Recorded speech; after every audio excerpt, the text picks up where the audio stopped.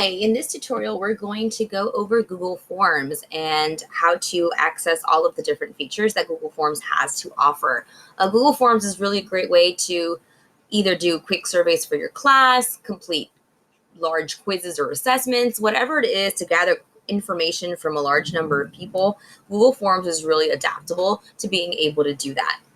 So I'm already logged into my Google account and you see that I'm in my Drive. So from within my Drive, I'm going to go ahead and click on the new feature and click on more to be able to access my Google Forms options. I can either choose from a blank form or from a template. For us, we're going to go ahead and choose blank form to access our Google form to start creating our survey questions. Now, let me go over some of the basic options that you find right along the Google form. I can access add-ons like I can with Google Docs and Sheets and Slides. I also have the add-ons options for Google Forms. It looks a little bit different than what you find within your other applications, but that is what this puzzle piece is, to be able to access add-ons. I can customize the theme for my form. So I can change either the background color. I can also choose an image to include instead. I can change the font style to a different font style. So I can customize my form's aesthetics to kind of look however it is that I want to look like. The preview button lets me preview my form. As I start creating my questions, I can see what it would look like from a participant's viewpoint. So the preview button is really good to see what your form is looking like so far. And then my settings button allows me to customize the settings of my form. Do I want to collect email addresses? I can select collecting email addresses, and this way I can also check response receipts. So if a individual completes their forms, collected their email address, it'll actually send a copy of the responses back to them. And that really depends on what kind of form you're working with and what you want to do. So if you are collecting some kind of survey and you want your respondents to have their answers, then you can do that. If you are working with students and they have some kind of test, then you may not want for them to be able to get their responses just yet until all examinations have been completed. So that really is dependent on you and what you want your form to be able to do. I can also either restrict forms to my domain. So within my organization, only those who are within my organization can complete this form, or if I unselect this, that means that I've left my form open to be able to then be answered by anybody who receives the link to my form. I can limit my responses to 1. And I can also check whether or not I want my respondents to be able to edit their form after they submit it, or if they want to see summary charts from text responses so they could see how many people have submitted so far. So that really is up to me. Now, this one feature here within the settings, unlike a lot of their Google applications, in this case, you do have to remember to click on Save to save your setting preferences. You also have presentation. Do I want to show a progress bar at the bottom of my form, showing people how far they are along the form? Do I want to be able to shuffle the question order? So every time that a person clicks on the link, the order of the questions could be different. And do I want to show a link for a person to be able to submit another response after they submitted their form? I can also customize my confirmation message. So whenever someone submits their form, they'll receive a message that the response has been recorded. That's the default answer.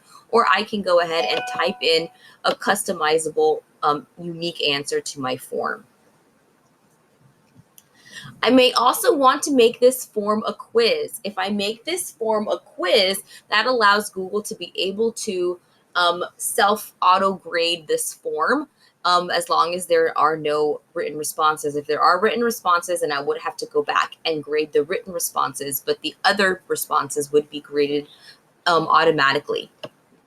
If I'm working on Chromebooks and they're treating this as a quiz, I can turn on locked mode. That prevents my respondents from being able to open any other applications while they're taking this quiz. And I can choose to whether release my grades immediately after they submit their form, or later if I have to manually review something, I can click on later. And then once I've manually reviewed it, then I can be able to release grades. I can also customize to see whether respondents can see the questions that they missed if they're getting their grades afterwards. I can allow them to see their correct answers, and I can allow them to see how much those questions were worth. So everything within the settings of Google Forms here is customizable to adapt to whatever it is that you need. Now, once you make this a quiz, I'm going to go ahead and save it like this for a second. So you see the difference that happens within questions. Once I've made it a quiz, you'll see that now at the bottom of my question options, there's an option for an answer key. So once I create my question, if I click on answer key, I'll then be allowed to be able to choose which one is the right answer. I can add the points for that question, and I can also add feedback. So if I want them to be able to receive feedback if they miss the question, I can enter feedback related to that specific question. I can even insert a link or a video. So if I want them to actually go back and look at information, if I want to offer them some kind of support to help them understand why they missed that question, I can actually provide additional resources that the students can go back and use to be able to understand what they did wrong and how to make sure that they understand it in the future. I can also add feedback for correct responses. So that really depends on me, however I want to customize my feedback question and my answer key question. If I want to go back to the question, I just click on edit question and it'll take me back to the question itself. So this is what it looks like when it is under quiz mode. If I go back to the settings and I actually turn off the quiz option, now you'll see that my questions here don't have that answer key option anymore, right? So it no longer has an answer key option. It's no longer in quiz mode. For the remainder of this, I'm going to go ahead and just work on this without the quiz mode to kind of go through the different features within Google Forms. So when you first open up the Google form, it's going to be untitled. And the first thing that you need to do is title your form with whatever it might be. So we can go ahead and just click on test form. When I do that, you'll see that up at the top, it can automatically be saved as the same thing, test form. That'll be the new title for your form file. The form also adds a description. If I want to be able to add a description or specific instructions about the form, I could type it in here. It's not required, but you can. Because I went ahead and in my settings chose to collect email addresses, but I didn't restrict it to other users within the domain, it automatically creates a question for people to insert their email address. Along the side of my form, you'll see that I have different options. The plus sign is always going to be what I'm going to use to add a question to my form. I also have the option of importing questions. If I want to bring in questions from past forms, I could import them from past forms and bring them into my new form. I can add a title and description. If I want to break my questions up into different parts, I can add text and descriptions. If I want to insert an image in the middle of my form, I can do that as well, either uploading it directly from my computer, taking a picture with my camera, or within my Google Drive itself. I can also add YouTube videos within my form. I could either search for it, or if I know the URL for my video, I can just go ahead and include the URL. And finally, I can add different sections to my form. And allowing me to add different sections will actually let me customize my form so that depending on my participants' responses, it could take them to different sections in my form. And we'll talk a little bit about that a little bit later in the tutorial. So those are the different menu options that I have here within the side. I'm just going to go ahead and delete this section for now, and clicking on those three buttons lets me delete my section.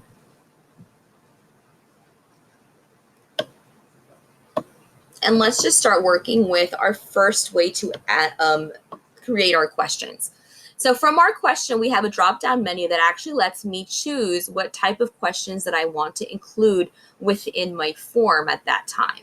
If I click on short answer, right? I could go ahead and add the question here, and it'll provide a short little line text. This is very brief answers that people can respond to.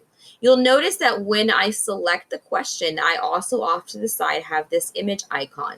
If I want to include an image within the question, an image is part of the question itself, I can do that by selecting on that, and just as well, it'll let me upload or bring in from my drive whatever image I want to do that. Once I've created my question and I've customized my question, I can also decide whether I want to make this question required. Do I want to make people answering my form answer every question, or do I want to leave it unrequired? So you just have to toggle that on or off depending on your need. Here, I can also add a description. If I want to add instructions to further explain my question, I can.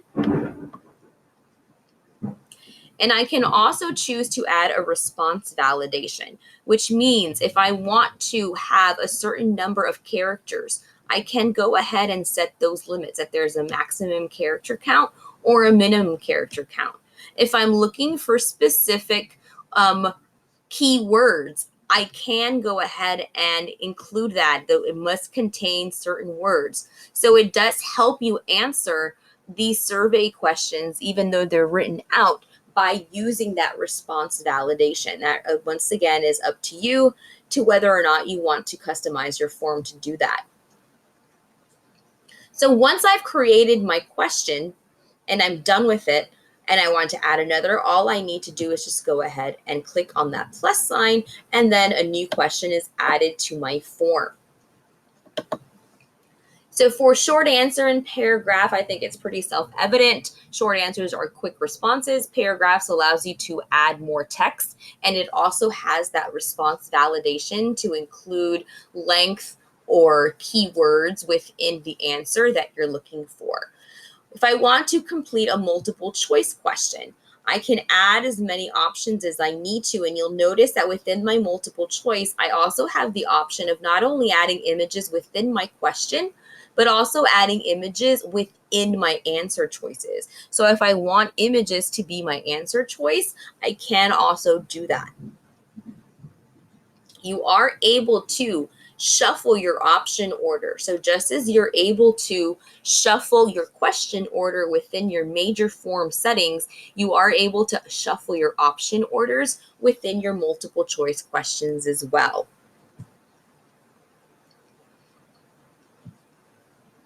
We also have checkbox questions. And the difference between checkbox questions and multiple choice questions are that multiple choice questions only allow you to choose one answer. However, checkbox questions can allow you to choose more than one. So depending on the type of question that you're answering, you are allowed to choose more than one option. So that really comes down to your survey and what you're trying to do. You can customize your questions to what you're needing. You can also create drop-down menus. So if I want to include a question to choose, for example, who is your homeroom teacher, right? That's my question. And then I just want to provide a drop-down of all of the teacher options. I can do that with my form. So I can create a drop-down menu as well for my questions. A file upload questions means that respondents can actually upload different files into the owner's Google Drive. That also means that respondents have to be signed in with Google when they do this, because all the files that they upload are going to go into this shared folder that belongs to the owner. So this is really a type of question that you should only use if you are sharing this form out with people that you know and you trust, because this is accessing information within your drive is where they're dropping off these files that you're allowing. And they have to have a Google account to be able to upload those files. Our next option for questions are linear scale questions. So this is like a Likert scale question where they have to rate something. They can go from 1 through 10, and you can label your options, 1 being never and the last one being always. There are no ways to label in between, so it really is only labeling from the one extreme to the other. So that really depends on the type of question that you're answering, if you want them to kind of range emotions from one to the next. then you can use the linear scale questions. A multiple choice grid question allows you to create questions where respondents can choose answers based on different choices. And I have a form here for a sample to kind of show you what these questions would look like. So for example, this would be a multiple choice grid question, right? It's asking how many times do I engage in the following activities? And so they can choose, each row would have one answer of whether once a week, twice a week, whatever it might be. They would select the questions. Because it's a multiple choice grid, I cannot choose more than one response here. However, if I happen to choose a checkbox grid, then I would be able to choose more than one response. So for example, a checkbox grid would look like this. So now I'm actually able to choose, let me go to the respondent view. I am actually able to choose as many responses in the row that I need to do that. So that's the major difference between a multiple choice grid and a checkbox grid. Just like the questions, the checkboxes allow you to choose more than one answer. The multiple choice answers only allow you to choose one. Within my form, I can also choose whether I want it to be required that they have to have an answer for each of the rows, or I can leave it that people can skip the question if they want to. That really is up to whatever it is that you want your form to do. Finally, I can choose the date question, which allows my respondents to be able to choose a specific calendar date or a specific time. So these are my different types of question options within Google Form. I have a kind of sample form here with some other questions. So for example, I created a question about me survey, created a description to be able to provide some information about yourself. Here we see one of the multiple choice grid questions where I asked how many times do you engage in the following activities, and the columns would then provide the different options of how many times and then the different activities that I wanted to add, and I can add as many as I want to do so. This is an example of a linear scale question. Do you call home whenever you're going to be late? And 1 being never, 5 being always. This is an example of a checkbox grid question, right? This allows me then the respondents will be able to choose more than one answer within their row. And a multiple choice question that asks them, do you have any siblings? And you see here that I have two different sections, and I can add a section by just clicking that last button that adds a section here. Now, based on questions on respondents, you'll see that my 3 buttons here have an option that says go to section based on answer. So when I choose that, now my answer choices next to it have this drop-down menu. So depending on what my respondents answer, it'll take them to the next section or it'll submit the form for them. So if I want to ask, do they have any siblings? If they answer yes, then I want them to move on to the next section. So I would go ahead and write continue to the next section. If they answer no, then I don't have any more questions for them. Then if they answer no, I'll submit the form for them. So that's set for those are the conditions for that section. My next section, I went ahead and added then if they answered yes, how many siblings do they have? And they could answer 1, 2, 3, or more. So when I preview that form, you see that the final questions is, do you have any siblings? Based on that response, it'll either take the respondent to the next section or it'll submit the form for them. So let's say I answer yes. If I answer yes and I click on next, it'll then take them to that last question of the form and then they can submit. However, if I end up answering no and I click on next, now all they have to do is just submit. So that's what sections are great for. Sections are great to divide your surveys or assessments into different sections, and depending on answers, it can lead respondents to different sections. That really is up to you, depending on what it is that you're trying to get from your form. Now, there's other settings within my form, which if I can make a copy of my form to have a copy, I can add collaborators. So just like I can share my docs and slides with other people to work on it, I can also add collaborators to my forms that can actually edit my form along with me. So I am able to add collaborators to my form. Now, when I'm ready to send my form out to other people, there's not a share button like you see with your docs and your slides. Instead, what you see is the send button. And if I click on that, I can then go ahead and send my form via email if I know the respondent's email, if I want to do it individually, or most commonly used is I can send it via a link. And if I click on show an URL, it'll make it easier. And this is the only link I have to copy, and that's the link I have to share for people to actually then view and complete the form. As people complete their forms, the responses will start to populate on this next tab. And as I click on this next tab, you will see responses beginning to populate your form as people complete it. Now, I can leave my form open for as long as I want. As long as it's toggled on to accepting responses, anybody who has the link to my form will be able to complete it. Now, if I don't want any more responses to this form, if I toggle this off, then even if people try to click on the link, it won't allow them to put in any responses. So I can keep my form closed whenever I need to and then open it up when I'm ready to review responses. Once responses come in, I'll be able to see all of my responses in a summary mode. So for each of my questions, a chart will be generated to show the different responses from all of the people who are answering. And I can also click on individual and take a look at each individual's answers, depending on what I want to do.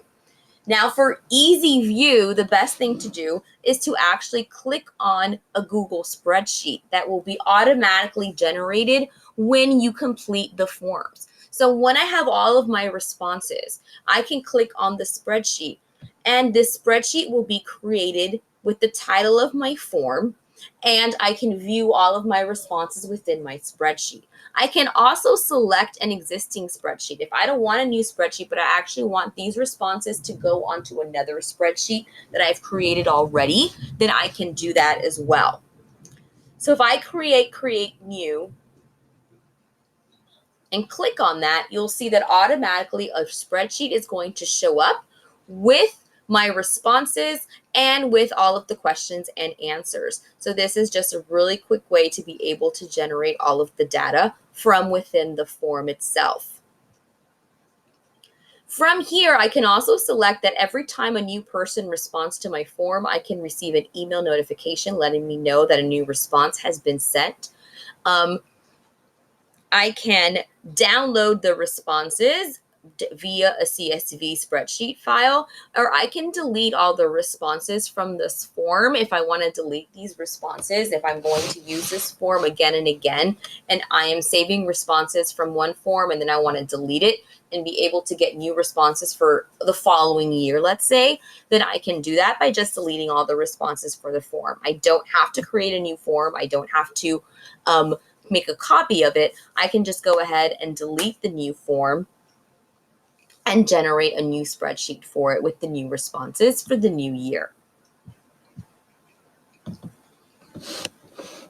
So that is basically Google Forms. It's really easy tool to use, but it's a very powerful tool to use.